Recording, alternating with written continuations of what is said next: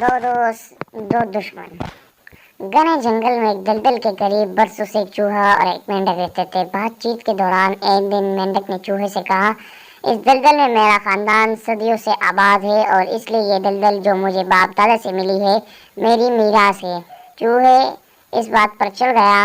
इसने कहा, मेरा खानदान भी यहाँ सैकड़ों सालों से आबाद है और मुझे भी ये जगह अपने बाप दादा से मिली है और ये मेरी मीरास है। ये सुनकर मेंढक गुस्से में आ गया और तू मैं शुरू हो गई। बात इतनी बड़ी कि इनकी दोस्ती में फर्क आ गया और दोनों ने एक दूसरे से बोलना छोड़ दिया। एक दिन चूहा वहां से गुजर रहा तो मेंढक ने इस पर आवाज कसी जो चूहे को बहुत बुरी लगी। इसके बाद चूहे ने यह किया कि वो घास में चुप चुप कर बैठ जाता और जब मेंढक वहां से गुजरता तो उस पर हमला कर देता। आखिर तंग आकर एक दिन मेंढक ने कहा, ए चूहे, तू चोरों की तरह ये क्या चुप चुप कर हमला करता है? मर्द है तो सामने मैदान में आ ताकि खुलकर मुकाबला हो और तुझे मेरी कुव्वत का पता चले।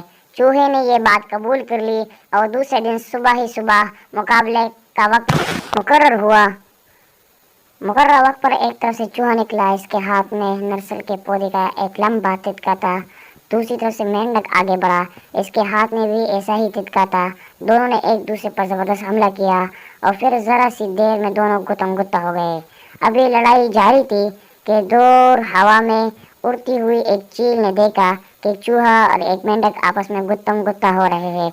वो तीर से उड़ती हुई नीचे आई और एक झपट में दोनों पहलवानों को अपने तेज नुकीले पंजों में लेकर गई। अब वहाँ चूहा है ना ही मेंढक। दलदल अब भी मौजूद है। आज की कहानी से हमको ये सबक मिला कि ये दुनिया एक दलदल जैसी है और हम मेंढक और चूहे जैसे हैं। अगर हम दुनिया में झगड़े वगैरह से महफूज रहेंगे तो हम भी बच जाएंगे, वरना ये दुनिया रहेगी और हम न रहेंगे। इसलिए ज़मीनों वगैरह पर झगड़े मत क्या करें। ये ज़मीन तो बाकी रहेगी, हम नहीं रहेंगे। उम्मीद करते हैं आज की हमारी वीडियो को ज़रूर पसंद आई होगी। इस तरह की मज़ीद वीडियोज़ देखने के लिए हमारे चैनल को सब्सक्राइब करें। शुक्रिया।